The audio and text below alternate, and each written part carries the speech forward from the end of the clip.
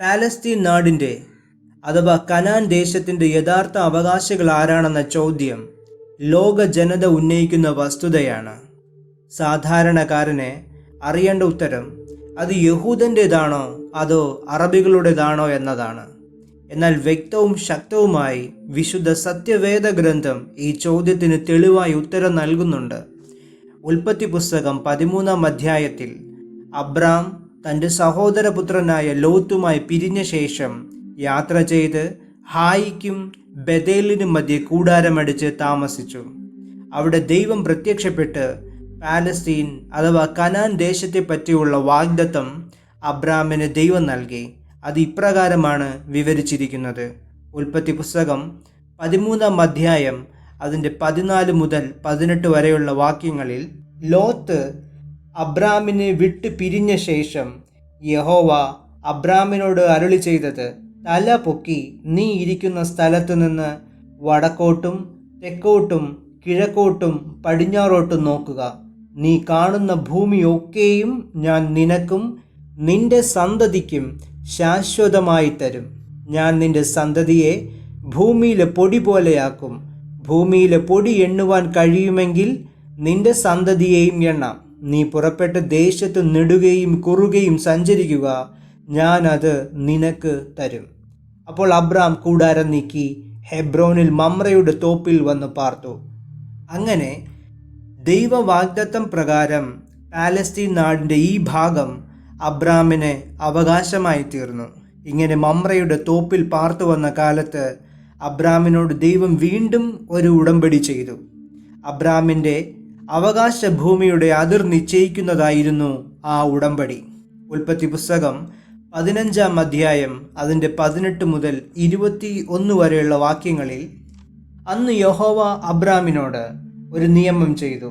നിന്റെ സന്തതിക്ക് ഞാൻ മിസ്രയീം നദി തുടങ്ങി ഫ്രാത്ത് നദിയായ മഹാനദി വരെയുള്ള ഈ ദേശത്തെ കേന്യർ, കെനീസിയർ, കദ്മോന്യർ, ഹിത്യർ, പെരിസ്യർ, രഫായീമ്യർ, അമോരിയർ, കനാന്യർ, ഗിർഗാഷ്യർ, യെബൂസിയർ എന്നിവരുടെ ദേശത്തെ തന്നെ തന്നിരിക്കുന്നു എന്ന് അരുളി ചെയ്തു. ഈ വചനത്തിൻ്റെ വെളിച്ചത്തിൽ അന്ന് 7 ജാതികൾ വസിച്ചിരുന്ന ഈ സ്ഥലം നൈൽ നദി എന്നറിയപ്പെടുന്ന മിസ്രയീം നദിക്കും ഫ്രാത്ത് നദിയായ യൂഫ്രട്ടീസ് നദിക്കും മധ്യേ സ്ഥിതി ചെയ്യുന്നു എന്ന് വ്യക്തമാണ്. മനോഹരമായ ഈ പ്രദേശമാണ് ഉടമ്പടി പ്രകാരം അബ്രാമിനും തൻ്റെ സന്തതിക്കും ദാനമായി ദൈവം കൊടുത്തത്. ദൈവത്തിൽ നിന്നുള്ള വാഗ്ദത്തത്താൽ അബ്രാമിന് ലഭിച്ച ഈ ഭൂപ്രദേശം അബ്രാം അനുഭവിച്ചു വന്നു എങ്കിലും അബ്രാമ്യ സന്തതിക്ക് അനുഭവിക്കാൻ കാലതാമസമുണ്ടെന്ന് ദൈവം അറിയിച്ചിരുന്നു. കാരണം അവരുടെ മിസ്രൈമ്യ അടിമത്തത്തിനു ശേഷം മാത്രമേ അത് സംഭവിക്കൂ എന്ന് ദൈവം പറഞ്ഞിരുന്നു. ഈ കാലഘട്ടം ഏകദേശം 400 വർഷമാണ്. ഇതിന് തെളിവ് ഉൽപ്പത്തി പുസ്തകം 15-ാം അധ്യായം അതിൻ്റെ 13 മുതൽ 14 വരെയുള്ള വാക്യങ്ങളാണ്. അപ്പോൾ അവൻ അബ്രാമിനോട്, നിന്റെ സന്തതി സ്വന്തമല്ലാത്ത ദേശത്ത് 400 സംവത്സരം പ്രവാസികളായിരുന്ന് ആ ദേശക്കാരെ സേവിക്കും. അവർ അവരെ പീഡിപ്പിക്കുമെന്ന് നീ അറിഞ്ഞുകൊള്ളുക. ഓർക്കുക, ദേശത്തെ പറ്റിയുള്ള വാഗ്ദത്തവും സന്തതിയെയും സന്തതി പരമ്പരകളെ പറ്റിയുള്ള വാഗ്ദത്തവും അബ്രഹാമിന് ദൈവത്തിൽ നിന്ന് ലഭിക്കുമ്പോൾ അതുവരെയും അബ്രഹാമിന് സന്തതി ഉണ്ടായിരുന്നില്ല. പക്ഷെ അബ്രഹാം കാനാനിൽ താമസിക്കുമ്പോൾ മിസ്രയീം അഥവാ ഈജിപ്തുകാരിയായ തൻ്റെ ദാസി ഹാഗാറിൽ നിന്ന് അബ്രാമിന് ഇഷ്മായേൽ ജനിച്ചു. ഇതിന് കാരണം തനിക്ക് സ്വന്തം ഭാര്യയായ സാറായിൽ നിന്ന് മകൻ ജനിക്കാത്തതിലെ ഭയവും നിരാശയുമാണ്. പക്ഷെ ദൈവം അബ്രാമിന് തന്നിൽ നിന്നും തൻ്റെ സ്വന്തം ഭാര്യയായ സാറായിൽ നിന്നും തന്നെ മകൻ ജനിക്കും എന്ന് വാഗ്ദത്തം നൽകി ഉറപ്പ് കൊടുത്തു. പക്ഷെ അബ്രാം ദൈവത്തോട് പറഞ്ഞത് ഇഷ്മായേൽ അവകാശിയായാൽ മതി എന്നാണ്. പക്ഷെ ദൈവത്തിൻ്റെ പദ്ധതി മറ്റൊന്നായിരുന്നു. ഉൽപ്പത്തി പുസ്തകം 17-ാം അധ്യായം 18 മുതൽ 21 വരെയുള്ള വാക്യങ്ങളിൽ തെളിവായി നമുക്ക് കാണാം.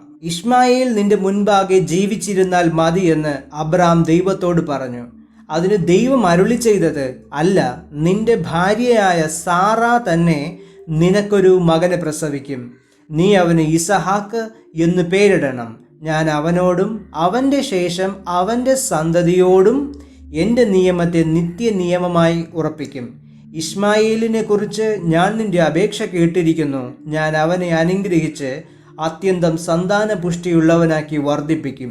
അവൻ 12 പ്രഭുക്കന്മാരെ ജനിപ്പിക്കും. ഞാൻ അവനെ വലിയ ഒരു ജനതയാക്കും. എൻ്റെ നിയമം ഞാൻ ഉറപ്പിക്കുന്നതോ ഇനിയത്തെ ആണ്ട് ഈ സമയത്ത് സാറ നിനക്ക് പ്രസവിക്കാനുള്ള ഇസഹാക്കിനോടാകുന്നു. ഈ വാക്യത്തിൻ്റെ വെളിച്ചത്തിൽ ദൈവം ഉടമ്പടി ചെയ്തത് ഇസഹാക്കിനോടാണ്.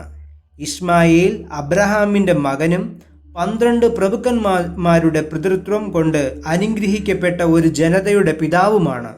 എങ്കിലും ദൈവം അബ്രഹാമിന് കൊടുത്ത ദേശത്തിന് ഇശ്മായേലിനും അവൻ്റെ 12 പ്രഭുക്കന്മാർക്കും അവകാശം ഇല്ല. ഈ വേദഭാഗം അതിന് തെളിവാണ്.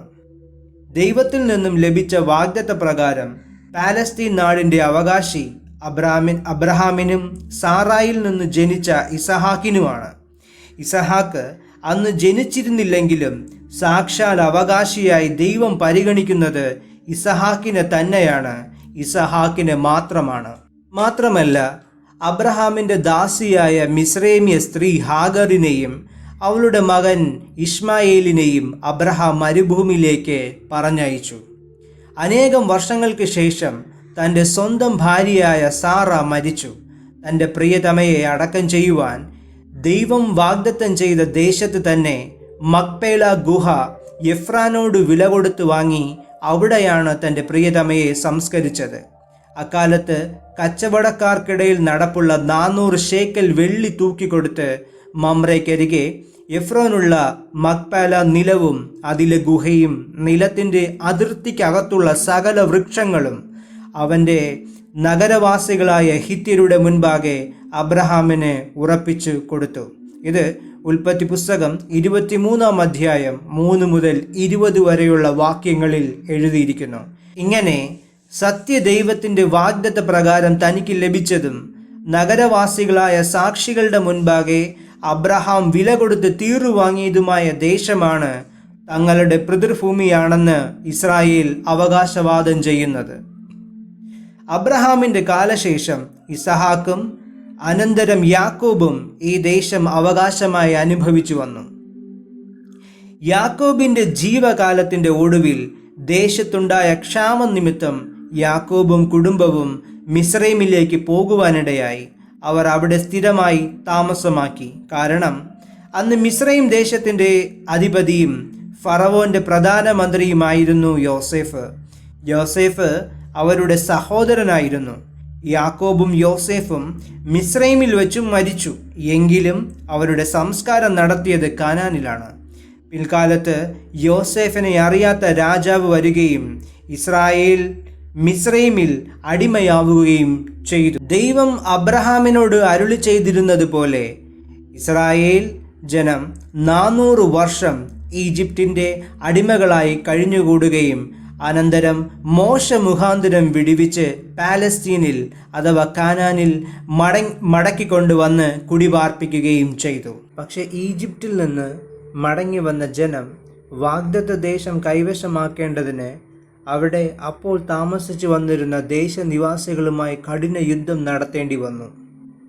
ബഹുദൈവ വിശ്വാസികളും സാൻമാർഗിക നിലവാരം അധപ്പതിച്ച ദേശത്തിലെ നിവാസികളെയും തുടച്ചു നീക്കി ഇസ്രായേൽ ജനം അവിടെ വാസമുറപ്പിച്ചു. അന്ന് പാലസ്തീനിലുണ്ടായിരുന്ന മ്ലേച്ഛതകളെയും അവിടുത്തെ ജനങ്ങളെയും അനുകരിക്കരുതെന്നും ദൈവത്തോട് പാപം ചെയ്യരുതെന്നും ദൈവം കൽപ്പിച്ചിരുന്നു. പക്ഷേ ദൈവത്തിൻ്റെ കൽപ്പനകൾ മറന്ന് അവർ പാപത്തിൽ അധപതിച്ചു. ദൈവത്തിൻ്റെയും മോശയുടെയും വാക്കുകൾ അവർ വിസ്മരിച്ചു.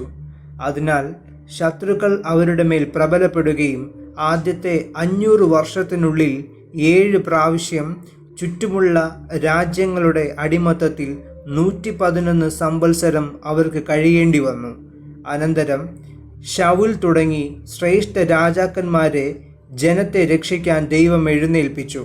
തുടർന്ന് BC 975 അവരുടെ രാജ്യം 2 വിഭാഗിക്കപ്പെട്ടു. ദൈവ കൽപ്പനകളെ അനുസരിക്കാനും നിലനിൽക്കുവാനും കഴിയാതെ വന്നപ്പോൾ അബ്രഹാമിന് ദൈവം വാഗ്ദാനം കൊടുത്ത ഭൂമിയെ പൂർണ്ണമായി കൈവശപ്പെടുത്താനോ അവിടെ ആധിപത്യം ഉറപ്പിക്കാനോ കഴിവില്ലാത്തവരായി തീർന്നു. ശലോമോൻ രാജാവിൻ്റെ കാലത്ത് പാലസ്തീൻ നാടും ചുറ്റുമുള്ള പ്രദേശങ്ങളും അവരുടെ നിയന്ത്രണത്തിലായിരുന്നു എന്ന് വ്യക്തമായി തെളിവ് നൽകുന്ന വേദഭാഗമാണ് 2 ദിനവൃത്താന്തം 9-ാം അധ്യായം അതിൻ്റെ 26-ാം വാക്യം. അവൻ നദി മുതൽ പാലസ്തീൻ ദേശം വരെയും മിസ്രൈമിൻ്റെ അതിർത്തി വരെയുമുള്ള സകല രാജാക്കന്മാരുടെയും മേലും വാണു.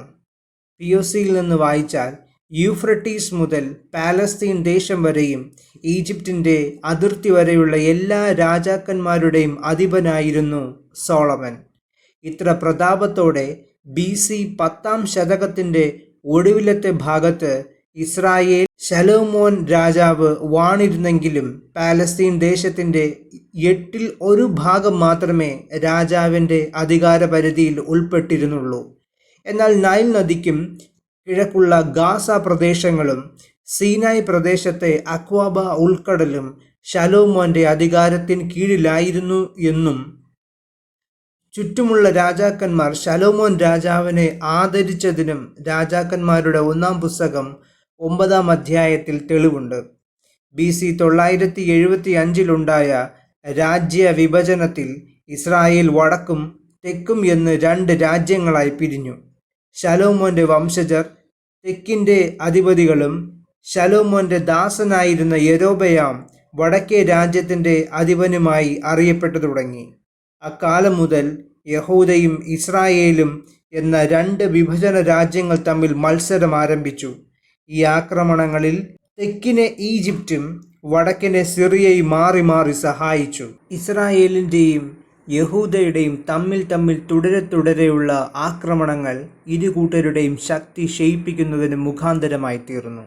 അതുപോലെ തന്നെ അന്യജാതിക്കാരുടെ സമ്പർക്കം, സ്വന്തം ഭരണകൂടത്തിൻ്റെ ബലഹീനത, സാമൂഹികവും സാന്മാർഗികവുമായി നേരിട്ട അധപതനം, ഈ കാരണങ്ങളാൽ ദൈവം മുൻകൂട്ടി പറഞ്ഞതുപോലെ ഇസ്രായേലിന് വാഗ്ദത്ത ദേശമായ പാലസ്തീനിൽ നിന്നും പുറത്തേക്ക് പോകേണ്ടി വന്നു.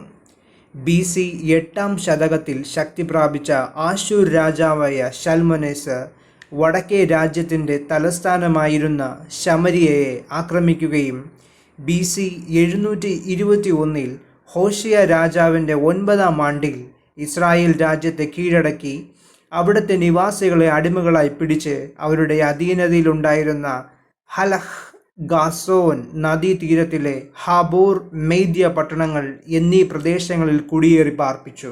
ശലോമോൻ വംശജർ ഭരിച്ചു പോന്ന യഹൂദ്യ രാജ്യം എന്നറിയപ്പെട്ടിരുന്ന തെക്കേ രാജ്യം ഇതിനുശേഷം 1 ശതാബ്ദം കൂടി നിലനിന്നിരുന്നു. അവർ തങ്ങളുടെ സഹോദരി രാജ്യമായ ഇസ്രായേലിൻ്റെ അധപതനവും നാശവും കണ്ടിട്ടും ദൈവത്തെ അന്വേഷിക്കാതെ മിസ്രൈമിനെയും ആശൂരിനെയും ആശ്രയിക്കുകയും നയതന്ത്ര മാർഗങ്ങളിലൂടെ നിലനിൽക്കുവാൻ ശ്രമിക്കുകയും ചെയ്തു. എന്നിട്ടും അവർ മനം തിരിഞ്ഞില്ല. അക്കാലത്ത് ബാബിലോൺ പ്രാബല്യത്തിൽ എത്തിക്കഴിഞ്ഞിരുന്നു. ആശൂരിനും ഈജിപ്തിനും ബാബിലോണിൻ്റെ വളർച്ച ഭയം ഉളവാക്കുന്നതായിരുന്നു.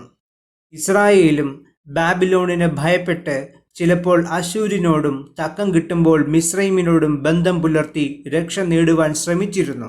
പക്ഷേ ഇതൊന്നും അവരുടെ നിലനിൽപ്പിനെ സഹായിച്ചില്ല. ബാബേൽ രാജാവായ നെബൂഖദ്നേസർ ആശൂരിനെ ജയിച്ചടക്കി ഈജിപ്തിൻ്റെ നേരെ യുദ്ധത്തിന് പുറപ്പെടുകയും മാർഗമധ്യേ പലസ്തീനിനെ നിരോധിക്കുകയും ചെയ്തു. BC 606-ൽ യഹൂദ രാജാവായ യഹോയാക്കീമിൻ്റെ കാലത്ത് ആദ്യത്തെ ആക്രമണമുണ്ടായി. 2-ാമത്തെ പ്രാവശ്യം യഹോയാക്കീമിൻ്റെ മത്സരത്തിനെതിരായി യഹൂദ രാജ്യത്തെ അടിച്ചമർത്തുകയും രാജാവിനെ തടവുകാരനായി പിടിക്കുകയും ചെയ്തു. 3-ാം പ്രാവശ്യം ദാവീദ് വംശത്തിലെ ഒടുവിലത്തെ രാജാവായ സെദക്കിയാവിനെ ജയിച്ചടക്കുകയും ശലോമോൻ പണിയിച്ച മനോഹരമായ ദേവാലയം ചുട്ടു നശിപ്പിച്ച് അവിടെ ഉണ്ടായിരുന്ന സകല സമ്പത്തും അപഹരിച്ച് ബാബേലിലേക്ക് കൊണ്ടുപോവുകയുമാണ് ഉണ്ടായത്. യഹൂദന്മാർ ബാബേലിൻ്റെ അടിമകളായി പിടിക്കപ്പെട്ടു. ഇങ്ങനെ BC 583 ആയപ്പോൾ ഇസ്രായേലിൻ്റെ 2 വിഭാഗങ്ങളും അന്യ രാജാക്കന്മാർക്ക് അധീനപ്പെട്ടു പോവുകയും ഒരു ജാതി എന്നുള്ള നിലയിൽ അവരുടെ നിലനിൽപ്പ് അവസാനിക്കുകയും ചെയ്തു.